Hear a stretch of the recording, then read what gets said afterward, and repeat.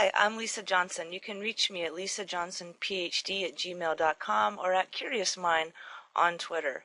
And I hope you enjoy this tutorial. The major reference for it is Keller and Suzuki's use of the ARCS motivation model in courseware design that's found as a chapter in Jonason's Instructional Designs for Microcomputer Courseware from 1988. And you can see there on the screen, there's a picture of me in front of a seismic formation, actually in the Borrego Springs area of California. And as I stood there, it occurred to me that creating multimedia is very much a process of time and pressure and a great deal of work. But I'm happy to provide this for you. It's part of my both responsibility and my passion as a professor. So if you'd like to give me attribution, there's a suggested citation there on the screen. Ultimately, though, just remember, I am a professor, so be cool. If you can use this, I encourage you to do so. Just be sure to give me attribution where appropriate, and remember to share this with the same license if you can, which is a Attribution Share Alike Creative Commons. If you go commercial with your creation and become a zillionaire, the universal laws suggest you might want to contact me with a thank you. Thank you so much for viewing this tutorial. I hope you have much to gain from it. So first, let's review some of the purpose and goals. One of the first things we're going to do is recognize the features of the ARCS motivation model. And then you'll have opportunities to recall learning experiences with the 4 factors of the ARCS motivation model. Next, you'll have opportunities to recognize strategies for implementing the 4 factors of the ARCS motivation model in online learning contexts. And next, you'll also have, through this whole experience, the opportunity to experience an effective multimedia tutorial created with presentation, screen capture, and audio recording software.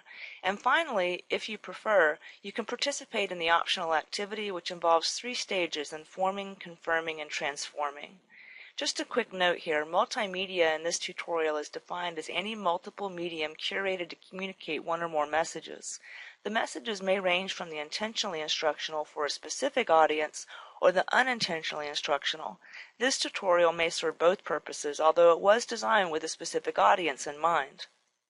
So who is that audience? Essentially, the audiences this was designed for include anyone interested in learning design, whether you're a scholar, a learner, a practitioner, or some combination thereof. You might wish to adapt or integrate this into your designs, such as for debates and discussions, use it for elaborations about the ARCS model, or possibly an exemplar for various reasons. And finally, it can serve as an informational and reinforcement job aid. So here's the suggested activity. Remember, all these steps are optional because it is only suggested.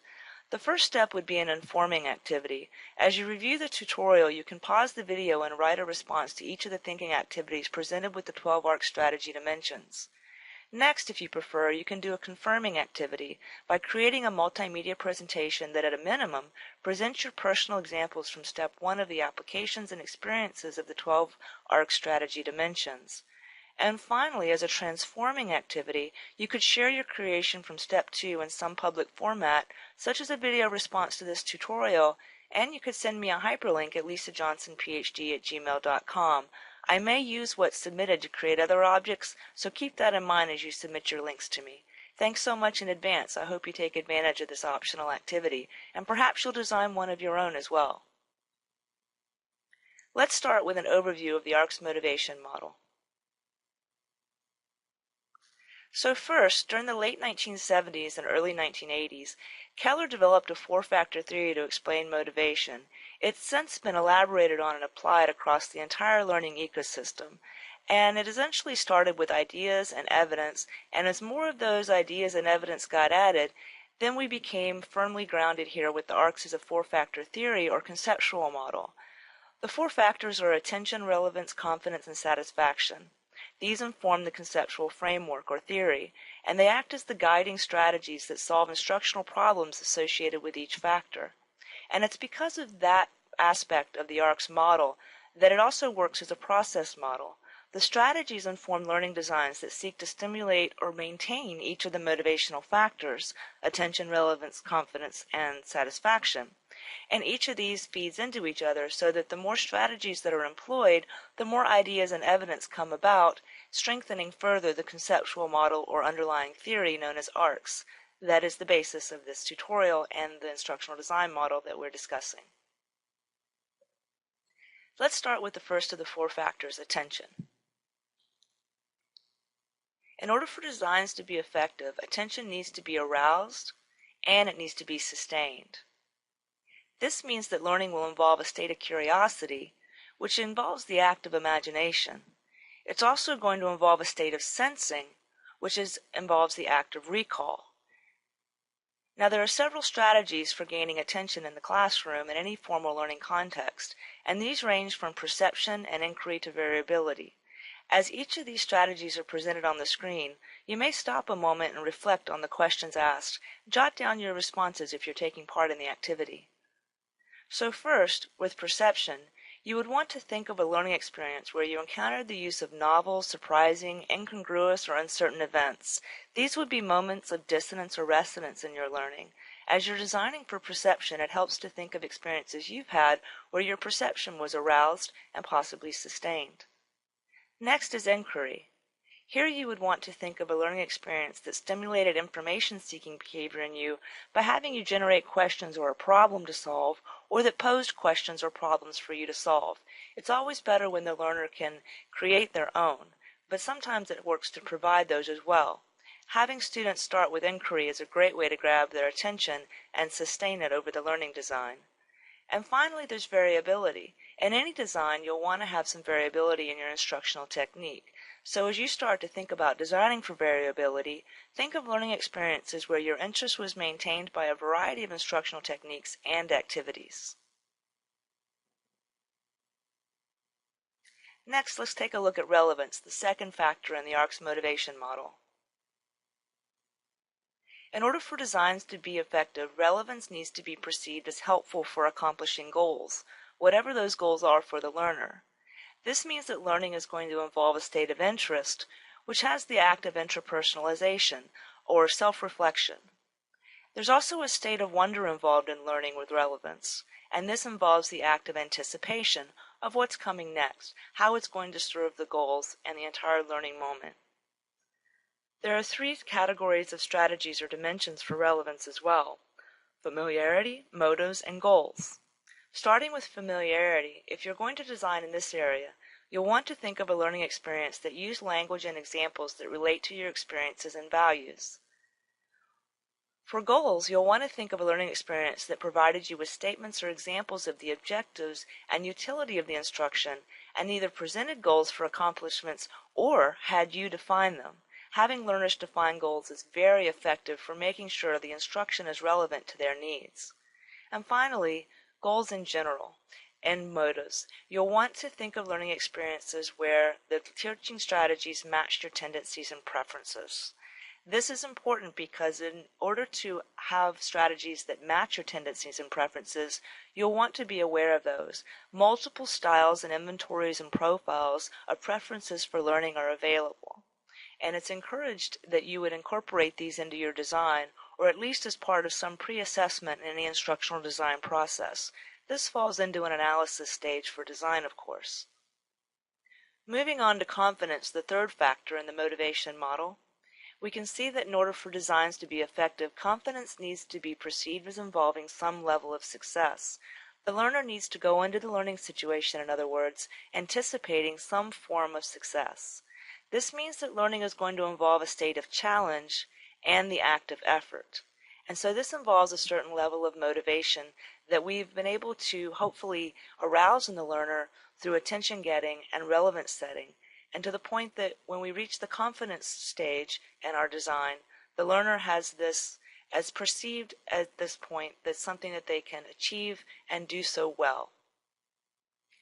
Confidence strategies range from requirements, successes, and control dimensions. In the requirements dimension, you might think of a learning experience that helped you estimate the probability of success by integrating performance requirements and evaluative criteria as instructive feedback in the activity design. That would simply be any design that you might have experienced or that you could create that involves the use of rubrics or other checklists and things to make sure that the students know exactly what's expected of them. This will help increase their confidence in the learning moment. There's also successes. You'll want to think of learning experiences that provided you with challenge levels that afforded meaningful success experiences under both learning and performance conditions. so that you could feel some success both when you're receiving knowledge as well as when you're demonstrating your ability to apply that knowledge. As you design for successes, think of ways for students to feel the confidence from the learning experience that otherwise may not exist through the design. How can you design for success? And finally, control. You'll want to think of learning experiences here that provide a feedback and opportunity for control over content and activities that might support preferences for learning. So again, knowing your preferences for learning is important, and knowing those preferences of your design audience is also very important. And giving the learner control over their experiences, alternative and personalized pathways for learning are extremely valuable when designing for control to raise confidence and motivation for design. The final factor is satisfaction. Let's review some of its key features now. So for a design to be effective, satisfaction needs to be reflected in the synthesis of the learning design, which simply means that learning is going to involve a state of reconciliation, which is the act of remembering. Satisfaction strategies range from consequence, equity, and reinforcement. Now, when you're designing for consequence, you're going to want to think of learning opportunities and experiences that provided areas for you to apply knowledge and skill in situated settings with personalized contexts, which essentially means there's some real outcome from the behavior that the student is practicing. Whatever the learner is going to do needs to have a certain authenticity to it. You can also design for reinforcement. If you think of a learning experience that provided you with personalized feedback and reinforcements that sustained the desired behavior in you, both within and external to the learning experience, these can be very valuable. Designing for reinforcement involves not only reinforcement within the class context, that is, but also beyond the class context. How will the behaviors that are learned in your course or your instructional moment transfer beyond that moment? Those are things to think about when designing for reinforcement. And finally, equity. When you're designing for equity, you'll want to think of learning experiences that consistently applied expectations and consequences for task accomplishment. This is equity within the learner's grading and evaluation, all forms of assessment, formative and summative, as well as across learner populations within groups. How you design for equity is very important because it's going to give students the sense of satisfaction of a job well done, if well done, and all of these factors together can increase the motivation to see the learning through to completion. Thank you for viewing the ARCS Motivation Model Learning Design tutorial. I hope you found this useful. I look forward to your feedback.